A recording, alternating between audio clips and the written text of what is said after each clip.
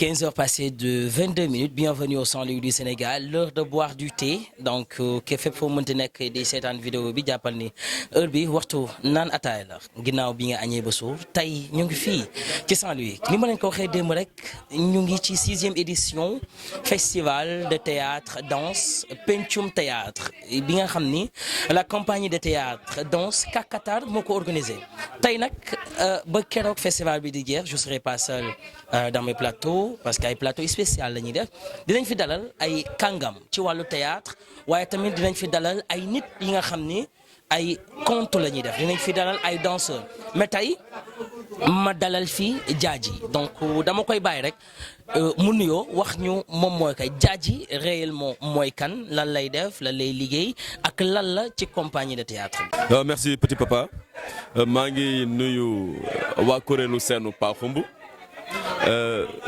di leen xamal ni comme ni ko waxee maa ngi tudd Diadji Gueye je suis un instituteur de profession à l'élémentaire je suis artiste comédien acteur interprète je suis conteur et je suis membre de la compagnie Kakatar Danse Théâtre. Donc aujourd'hui nous sommes à la 6e édition du festival de théâtre danse Pencum Théâtre lan nga ñu mën a wax ci festival. Ok au fait petit papa li may faxal di wax ci festival toujours mooy dama ni festival dafa am lu muy dayo bu mu am dayo boobu mooy dayo bu par exemple tabaski am ci jullit ndax dafay fédérer des artistes qui viennent d'horizons divers et ci artistes yooyu kenn ku ci nekk da nga ñëw ak sa potentiel que ça soit physique que ça soit matériel que ça soit financier kenn ku ci nekk am nga benn apport booy indil ci festival bi donc moment de communion la boo xam ni franchement day am ay échanges yu fructueux yu fay am. tey jii nii ñu gis ba tey ci 6e édition du festival la ñu démb mu amoon li nga xam ne mooy séance de conte nga ñëw def benn conte ndax mën nga ñëw récapituler rek histoire bi nga xam ni moom nga doon rencontre. au fait petit papa boo xoolee ba ci biir man dama ni démb sama maam dafa doon nekk sous l'arbre à palabre xam ba ay mat wéeru ci garab bi comme je l'ai dit tantôt dañuy jox ay conte et ci biir conte yooyu dañ ci doon tirer ay leçons de morale yu bëri et je pense que c'est ça amay conte maanaam le message que l'on doit y tirer conte dañ naan lépp te ku ne lépp ne léebu et le conte que j'ai délivré hier ça parlait de l'amour parce que nag petit papa je pense que amour moo sos àddina ndax mi ngi commencé sunu maam Adama ak Awa n'est-ce pas depuis le jardin d'Éden et tamit amour dafa nekk loo xam ni dafa toggul benn place c'était l'histoire d'un homme qui avait rencontré une fille qui était bossu mbëggeel juddu ci diggante bi yàlla def ci ay pexem moom mu dem ba nga xam ni bos bi nekkoon ci ginnaaw xale bi dañ mais bi bos bi dañuy daf ko indil yeneen njeexital yu bokkul ak li mu doon xaar ouais en somme c'est le synopsis du conte. Donc tey jii nii bu ñu jógee foofu naka nga gisee théâtre sénégalaise en nos jours. Bon quand on parle de théâtre je vais parler des planches donc parce que je pense que théâtre mooy les planches théâtre boo xoolee ba ci biir théâtre sénégalais mi ngi avancé pourquoi je dis que mi ngi avancé bu njëkk théâtre dafa nekkoon ci ay quelques grands axes on parlait de Dakar on parlait de Saint-Louis on parlait de Thiès on n'entendait presque pas les autres et maintenant boo xoolee tey le festival Pencum Théâtre regroupe des comédiens qui sont venus de Dagana qui sont venus de Thiès qui sont venus de Dakar qui sont venus il y a une délégation qui devrait venir de Kolda malheureusement elle a fait faux bond il y a des délégations qui viennent de un peu partout du Sénégal donc tu sais que kenn ku ci nekk prestation bi mu lay jox daray prestation boo xam da nga koy gobee des prestations de haute fracture donc franchement je dis que le théâtre avance et les gens qui sont le font avancer aussi. kon yow jàpp nga ni théâtre sénégalais jamono toll nii mu ngi teg ay pas. mi ngi teg ay jéego yu mag a mag le seul hic moom mooy théâtre comme on le dit souvent passion moo ñu fiy bàyyi mais carrément bu fekkoon ay retombées financières moom fiy bàyyi daw nañu parce que ça manque terriblement de mécènes Le théâtre sénégalais manque de mécènes. Même ton festival, pour que nga def ko, il faudrait que yow quand même que tu te tues nga génne ci sa propre poche après ngay daw ci ay ginnaaw autorités yoo xam ne en somme au finish doo leen gis pour ne pas dire en général doo leen gis di nga ci gis ay benn yoo xam ne ñoo ciy ñëw def seen appui et franchement c'est ça qui est déplorable. Mais vous qui faites du théâtre, vous avez le ministre de la Culture, vous avez la direction des Arts. Oui, on avait introduit une lettre bu waroon dem direction des Arts mais dañu amatul suite dañ ci amul suite on a fait un voyage éclair boo xam ne on devait aller à Blaise Senghor pour voir le directeur. Quand même il nous avait promis de nous recevoir mais on a eu des couacs en cours de route parce que suñu oto bi ñu yoroon dafa paanoon embrayage autant pour moi disque embrayage. Il a fallu qu'on passe 2 jours à Thiès pour forcer benn voyage bu nekkoon Dakar pour revenir parce que suñu ordre de mission dafa doon jeex ci jour boobu. Donc il y a des sites yoo xam ni qu'on n'a pas pu explorer mais à Saint-Louis quand je te dis Saint-Louis bi ñu nekk on a frappé des portes qui n'ont pas été ouvertes quand même si ce n'est celle du directeur du Crous qui a fait un geste quand même. Mais est-ce que bokkul tamit ci li Mame Thierno doon wax démb que ni les artistes doivent être reconnus par l'État est-ce que tey li tax tey joxuñu leen dayoo bi nga xam ne yoon ngeen ko mooy vous êtes pas reconnu par l'État du Sénégal maanaam vous avez pas des papiers nécessaires bi tax état bi war leen mën a jàpp. Non petit papa tel n'est pas le cas xam nga boo xoolee ba ci biir compagnie bu nekk il est régi par exemple ce récépissé. Nous avons un récépissé quand même. Nous ne sommes... Mais tey récépissé rek doyul ci festival. Ouais, ok, nous ne sommes pas dans l'informel. Nous avons établi un projet de budget qu'on a introduit par fañ ko war a dugal parce que tey à la mairie comme tu dis il y a un fonds qui est alloué à la culture et on n'a pas eu accès à ce fonds. Mais xam nga tey mën nga am récépissé te fekk maire bi reconnaître. Ok, tu vois bon, je pense que c'était ça le souci que les artistes se regroupent par exemple en commun accord ñu former fi ay associations telles que ARCO ñeneen gën a fait former ay mouvements reçus ñeneen gën a fait créer ITS. Il y a tellement de mouvements à la fin tu ne sais même plus à quel sein se vouer. C'est vrai que on devrait dëgg la sëñ Fallou waxoon nekk benn say parce que boo nekkee benn say kenn du la mën a damm. Nous en sommes pour quelque chose mais quand même qu'importe. Je pense que récépissé en main plus un document bien fiable nga dugal ko fa nga ko war a dugal les retombées dafa war a ñëw illico. Mais tey jii nii document yi ngeen wax bu dee tey matalewul est-ce que damay jàpp ne que ni moo tax tey li leen état bi war a jàppale wala li tam maire bi war leen jàppale du ko def parce que tey jii nii compagnie boo laajte rek dañ naan la récépissé et que tey jii nii man gis naa ne ñu bëri ñàkk liggéey moo tax ñu dugg ci théâtre. En fait tel n'est pas le cas. Je vais te dire une chose gis nga le théâtre dont tu parles le théâtre su fekkee da nga ko jël parce que dafa am da nga ko bëgg a def porte de sortie non da nga koy tegaat la maam doon wax da nga koy jël ci cas mais da nga koy tegaat ci ndeng. Mais gis nañ ko ci festival yi gis nañ ko da ngay gis nit ki ne la moom artiste la et que boo ko xoolee amul daray bagage artiste. Ok maintenant c'est-à-dire il faudrait que d'accord qu'on soit plus conséquent ñu xool comment définir le statut de l'artiste. Xam nga lan la certains dañ ciy dugg parce que ils ont vu que un Diadji am na visibilité d'autres dañ ciy dugg parce que dañu dem ba xamatuñ fu ñu jëm. Je suis d'accord yaa ngi dégg mais actuellement je me dis que kenn ku ci nekk par rapport ak localité bi nga nekk ña fay yeewoo xam nañu kan mooy kan ak lan mooy lan. Tey je parle de mon propre chef et de la compagnie bi nga xam ne ci la nekk Kakatar est reconnu à Saint-Louis.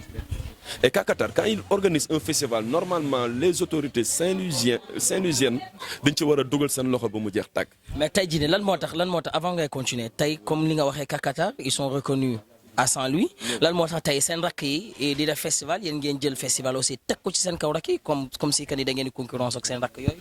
Ok je vais y revenir tout à l'heure parce que gis nga problème bi mooy je pense que ñun ñu ngi ci ñaata édition 6e édition avant les éditions ñu ngi doon def lan.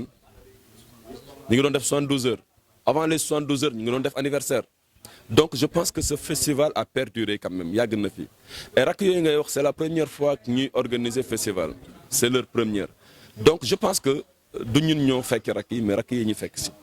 Hier en cours de route j'ai croisé un de ces gosses ñu nuyonte parce que je parle devant l'objectif ñu nuyonte bi ñu nuyonte ñu saafante ma ne ko mais gisuñu la fële ça même pas que ci festival bi la bokk ñun ma mën a metteur en scène de l'autre festival de la compagnie de Culture Cosaan mais je lui ai dit rak attends vous avez fauté la prochaine fois parce que ñun Ndar benn bopp la ñu waruñu ko xar ñaar beneen yoon nunu xool de concert nan la ñuy def ba nga xam ne kenn terewu leen festival mais que date bi ñuy jàpp bu leen ko jàpp bu ñu moomee ngeen ñëw su ngeen moomee ñu fekk si leen et ça aussi c'est un problème parce que actuellement ci art bi léegi da ngay gis gars yi def ko benn genre buuxante or que art du pour buuxante art c'est pour fédérer. gisoo ni loolu moo tax état bi jàppalewul leen ci seen festival parce que li ngeen war a boole def ko benn après ngeen koy xaaj tamit bokkul ci li tax jàppalewuñ leen. J'ai dit tout à l'heure que la sëñ Fallou waxoon bu ñu nekkee say kenn mënut ñun dara mais bu ñu demee par benn pour nous abattre c'est très facile on est allé voir le préfet nous on lui a parlé. Quand on lui a parlé, il nous a dit que, ok, on va faire un CDD quand même. Au moment où nous devrions le rencontrer, nous demandons sur nos voyages à Dakar. En cours de route, nous avons eu des déboires. Quand on a eu des déboires, tu vois, on a eu un content, on a été obligé de renvoyer la date.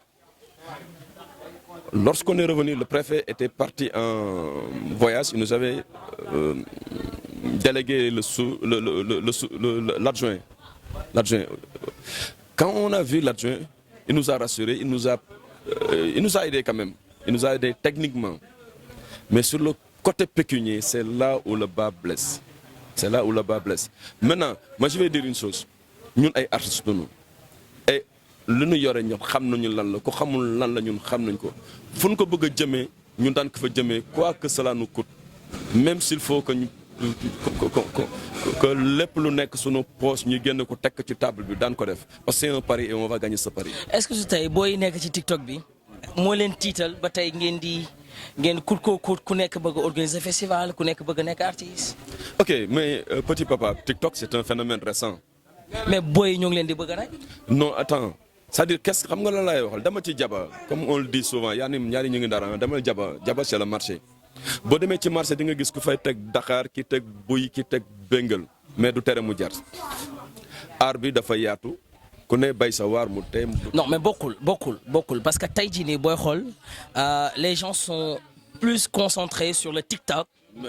Avec ces artistes-là, les artistes qui sont sur le TikTok, que yéen ñi nga xam ni vous répétez pendant 1 an pour génne benn œuvre boo xam ne doo leen am sax foo leen ko jouer. ok tu sais quoi je vais te dire que parfois le fun day xëcc plus que l'éducatif.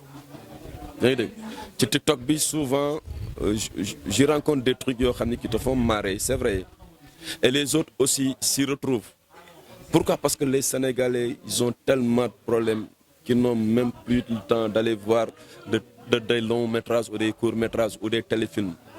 Ce qui les arrange, c'est de voir un petit extrait qui leur font marrer et cela passe.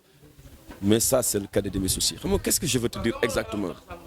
Man dama gëm la fa nekkoon démb ci lañ ma taataan ci laa màgg te ci laay wéy. mais li fi nekkoon démb nekkatu fi. ah mais non attends mais yaa ngi fi nii n'est-ce pas.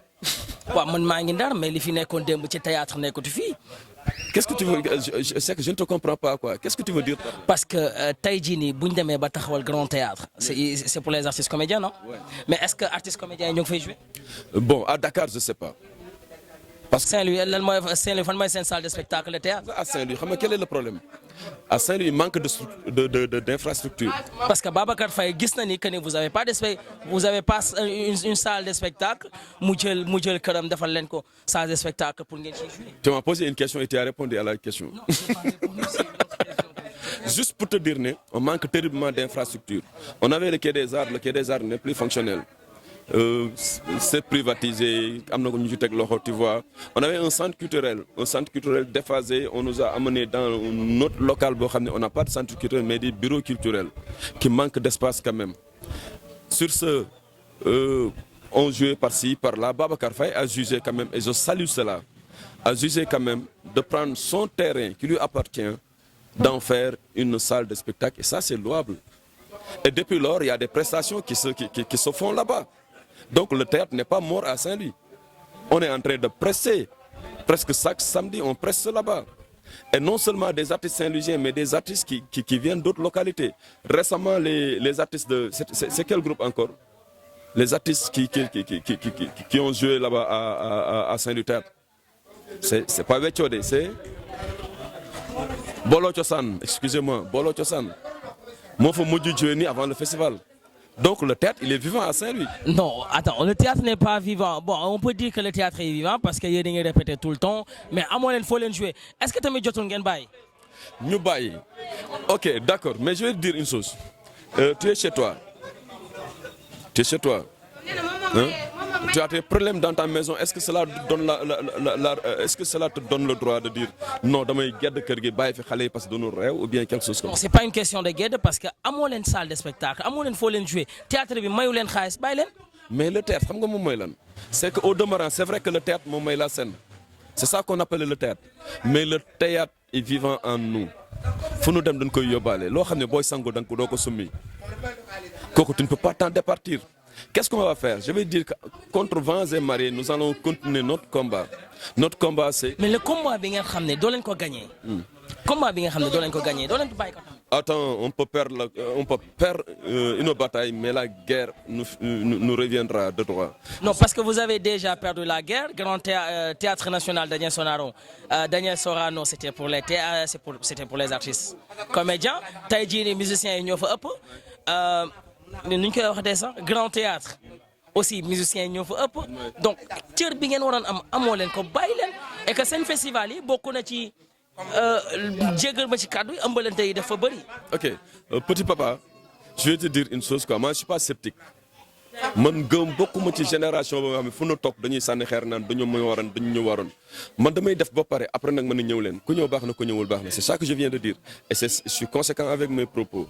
Deuxièmement, je vais te dire une chose yàlla subhanahu wa taala moo sàkk àddina te bi mu sàkkee àddina dafa ni def leen lii bu leen def lee mais terewul ñenn ñaa ngi def leneen donc c'est pas le festival. Ouais, mais non, attends. Parce que ay jikko ñoo. Non, attends. Festival yi ngeen organisé, c'est vous qui organisez ces festivals-là. Vous regroupez des femmes et des hommes. Et que dañuy doxaanante ci biir.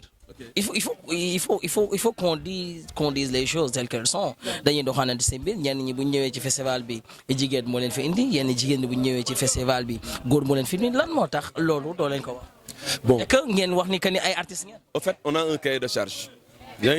Et sur ce cahier de charge, il est bien défini comme quoi nous invitons des artistes qui viennent d'horizons divers. Ce qu'on attend d'eux, c'est des prestations de haute fracture. Mais aussi, jikko ji, comme tu le dis, gis nga ki làqatu ci biir néegam tëju di def lu bon moom la engagé wu ma. Ki nga xam ne nag dafa ñëw sur scène jox ma ay prestations man c'est ça que j'attends. Maintenant jikko boo xoolee ba ci biir dama naan gis nga am na ci góor ak jigéen ñoo xam ne mën nga leen bàyyi ci nekk fii ba àddina tukki du nu laalante parce que kenn ku ci nekk xëy na am na loo xam ne moom ngay seeta wala moom ngay sóor am na ñoo xam ne boo leen bàyyoon ci bàyyal bi sax ñuy yéegante vous m'excusez du terme quoi c'est-à-dire que kooku jikko la te jikko je te l'ai dit toujours booy sang doo ko sumi. Maintenant où est notre part de responsabilité dans tout cela? Quand on est là, en tant que grand, on est là, en tant que responsable, on veille sur certaines déviations. Teguguma sama bët bu fi amee ku fi ëmb tamit bon je sais pas j'ai jamais eu écho de cela peut-être c'est toi qui me l'apprends mais j'ai jamais eu écho de cela. Non doo leen am écho. Voilà. tey jii nii ok juste pour ñu collecter naka ngeen gisee spectacle yi nga xam ne jot na am ci. Je l'ai dit tantôt les spectacles quand même. Boo xoolee démb y a eu des spectacles je pense qu'on a eu 9 prestations hein? Et ces 9 prestations mi ngi commencé par une création qui a été mise sur place par Samba Mbalo je pense qu'avec les Babacar Faye et les autres c'était une restitution et c'était super.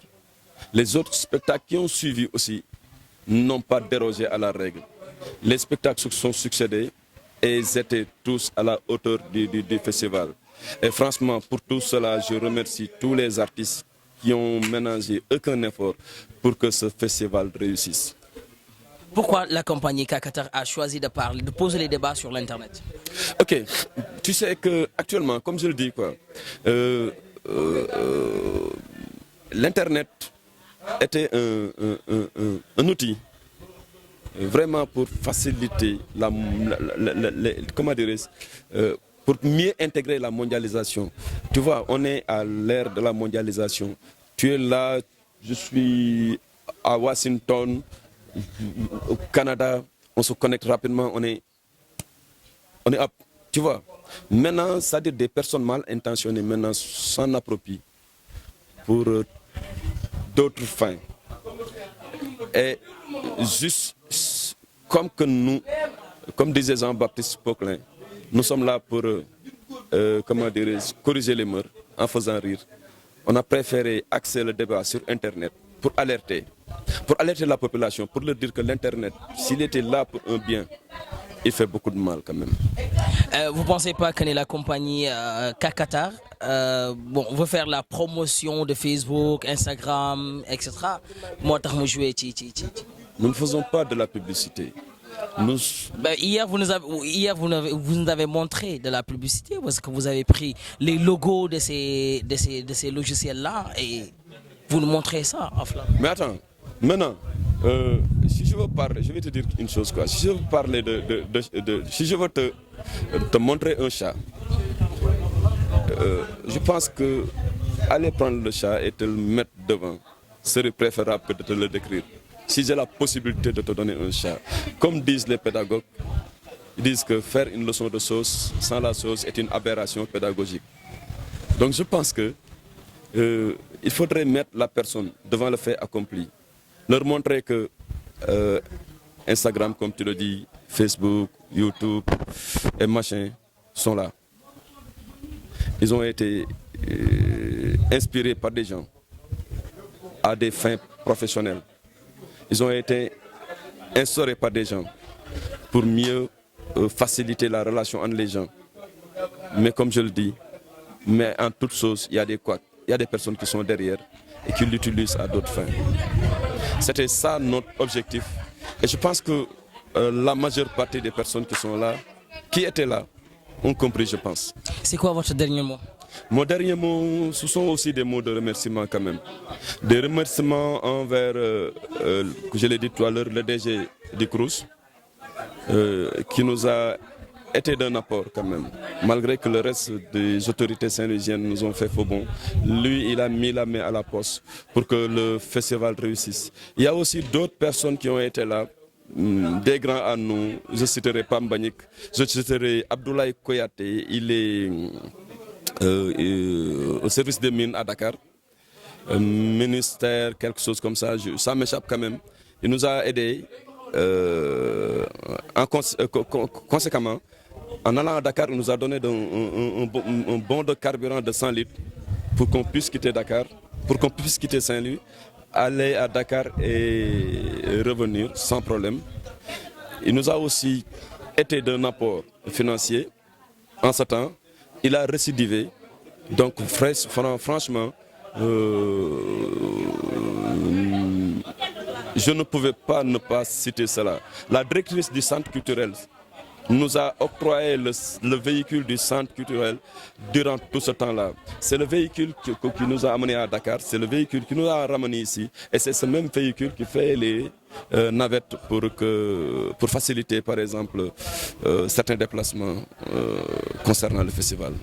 Juste aussi pour vous remercier tous les artistes ici présents qui s'évertuent, qui s'investissent afin que ce festival réussisse.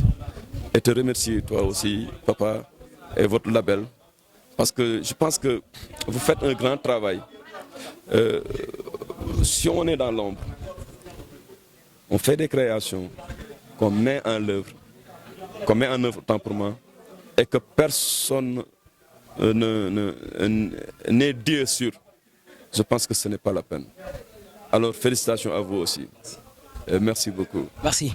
Les bonnes nouvelles, non, je me trouve le tampon de quelqu'un, les paroles de mon grand-père.